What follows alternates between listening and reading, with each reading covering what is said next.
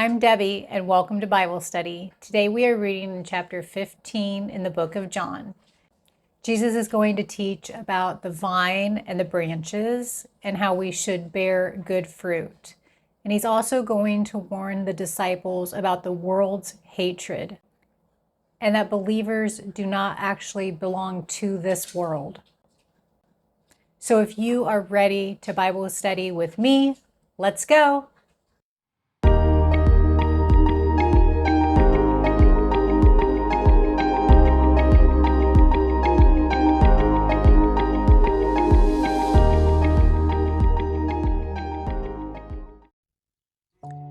Dear Heavenly Father, we come to you with thanksgiving, and we ask that you give us knowledge, understanding, and wisdom as we study your word together today. Do your work in us in your perfect timing, and help us to be sensitive to your leading in our lives. Give us a fresh insight, and let us leave today's study with a new perspective. In Jesus' name we pray. Amen. Jesus teaches about the vine and the branches. Chapter 15. I am the true vine, and my Father is the gardener. The grapevine is a useful, prolific plant. It produces fruit to eat, raisins to store, and wine for meals and ceremonies. A single vine supports numerous branches and bears many grapes. In the Old Testament, grapes symbolize Israel's fruitfulness in doing God's work on the earth. In the Passover meal, the fruit of the vine symbolizes God's goodness to his people. So again, I am the true vine, and my Father is the gardener. He cuts off every branch in me that bears no fruit, while every branch that does bear fruit, he prunes so that it will be even more fruitful. You are already clean because of the word I have spoken to you. Remain in me as I also remain in you. No branch can bear fruit by itself. It must remain in the vine. Neither can you bear fruit unless you remain in me. So Jesus makes a distinction between two kinds of pruning. One, cutting off branches, and two, cutting back branches. Fruitful branches are cut back to promote growth. In other words, God must sometimes discipline his people to strengthen our character and faith. But branches that don't bear fruit are cut off at the trunk, not only because they are worthless, but also because they can infect the rest of the plant. So people who don't bear fruit for God or who try to block the efforts of God's followers will be cut off from his life-giving power. I'm going to try not to move my hands in my pen. I always talk a lot with my hands and it seems to mess up the focus of the scripture. So I'm trying to be a little bit more still with my hands. Verse 5. I am the vine, you are the branches. If you remain in me and I in you, you will bear much fruit. Apart from me, you can do nothing. Fruit is not limited to soul winning. In this chapter, answered prayer, joy, and love are mentioned as fruit. In Galatians and in 2 Peter, it describes additional fruit, which are the qualities of Christian character. If you do not remain in me, you are like a branch that is thrown away and withers. Such branches are picked up, thrown into the fire, and burned. Remaining in Christ requires us to be fully connected to Jesus, moment by moment. It means believing that he is God's Son, following him as Savior and Lord, doing what God says, continuing to believe the gospel, and relating in love to the community of believers. which is Christ's body. Verse 7, if you remain in me and my words remain in you, ask whatever you wish, and it will be done for you. This is to my Father's glory, that you bear much fruit, showing yourselves to be my disciples. Many people try to be good and honest, but Jesus says that to live a truly good life, we must stay close to him, like a branch attached to its vine.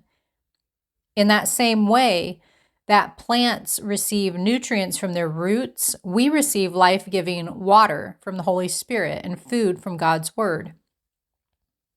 These provide spiritually regenerative power. Jesus told his disciples they could ask for anything that would increase fruit bearing. Apart from Jesus, we lose this connection and our efforts are unfruitful.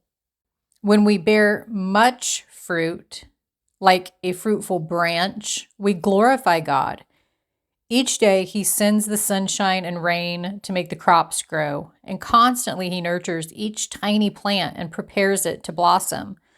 What a moment of glory for the Lord of the harvest when the harvest is brought into the barns, mature and ready for use. He made it all happen. This farming analogy shows how God is glorified when people come into a right relationship with him and begin to bear much fruit in their lives. So in what we've read so far, verses 1 through 8, we see Jesus is the vine and God is the gardener, who carefully plants and cares for the branches with one purpose, that they may bear fruit. The branches are all those who claim to be followers of Jesus. The fruitful branches are true believers who, by their union with him, produce much fruit.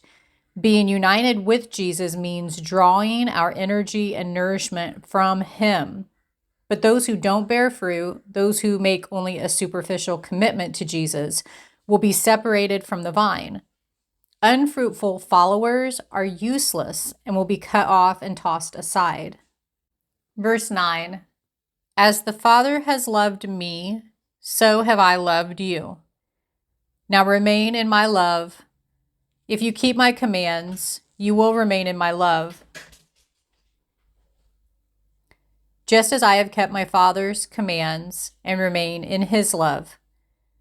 I have told you this so that my joy may be in you and that your joy may be complete. When things are going well, we feel elated. When hardships come, we sink into sorrow. But true joy transcends the rolling waves of circumstance. Joy comes from a consistent relationship with Jesus Christ. When our lives are intertwined with his, he will help us walk through adversity without sinking into debilitating lows and manage prosperity without moving into deceptive highs. The joy of living with Jesus Christ daily will keep us level-headed, no matter how high or low our circumstances. Verse 12, my command is this, love each other as I have loved you. Greater love has no one than this, to lay down one's life for one's friends. We are to love each other as Jesus loved us, and he loved us enough to give his life for us. We may or may not have to die for someone, but we can also practice sacrificial love in other ways by listening, helping, encouraging, or giving. Think of someone who needs this kind of love today and give all the love that you can.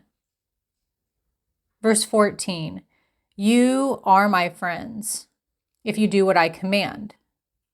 I no longer call you servants, because a servant does not know his master's business. Instead, I have called you friends, for everything that I learned from my Father, I have made known to you. Because Jesus Christ is our Lord and Master, he has the right to call us servants, but instead he regards us as friends. That he not only chose us, but also wants us to be his friends.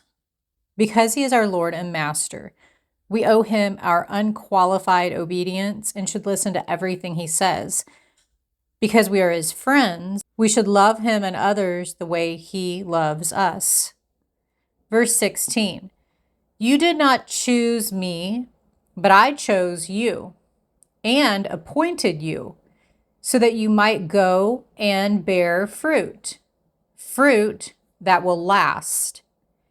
And so that whatever you ask in my name, again here, the Father will give you. This is my command. Love each other. Jesus made the first choice to love and to die for us, to invite us to live with him forever. We make the next choice to accept or reject his offer. Without his choice, we would have no choice to make. Christians will get plenty of hatred from the world. From each other, we need love and support. Jesus commands that you love them, and he will give you the strength to do it. Jesus warns about the world's hatred. Verse 18. If the world hates you, keep in mind that it hated me first. If you belonged to the world, it would love you as its own. As it is, you do not belong to the world, but I have chosen you out of the world. That is why the world hates you. Remember what I told you. A servant is not greater than his master. If they persecuted me, they will persecute you also. If they obeyed my teaching, they will obey yours also. They will treat you this way because of my name, for they do not know the one who sent me. If I had not come and spoken to them, they would not be guilty of sin. Now they have no excuse for their sin. Whoever hates me hates my Father as well. If I had not done among them the works no one else did, they would not be guilty of sin. Just back here on verse 23, whoever hates me hates my Father as well. There's so many people right now in the world that speak of God and what they think God is, but they don't believe in Jesus Christ. And Jesus says in his own words, if you hate me, you also hate God, my Father.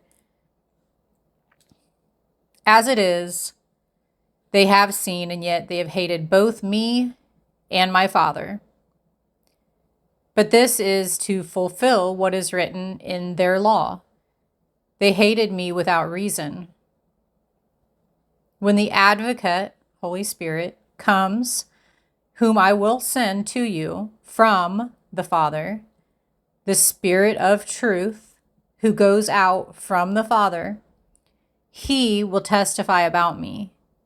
And you also must testify, for you have been with me from the beginning. Once again, Jesus offers hope. The Holy Spirit gives strength to endure the unreasonable hatred and evil in our world and the hostility many have toward Jesus. These words offer special comfort for those facing persecution. Jesus uses two names for the Holy Spirit here: Advocate and Spirit of Truth. The word advocate conveys the helping, encouraging, and strengthening work of the Spirit. Spirit of Truth points to his teaching, illuminating, and reminding work. The Holy Spirit ministers to both the head and the heart, and both dimensions are important. If you enjoyed this Bible study, please hit like and click on the next video as we study chapter 16, where Jesus is going to talk about sending the Holy Spirit and how the disciples should not be filled with grief, but joy. He's also going to teach them about using his name in prayer. See you next time.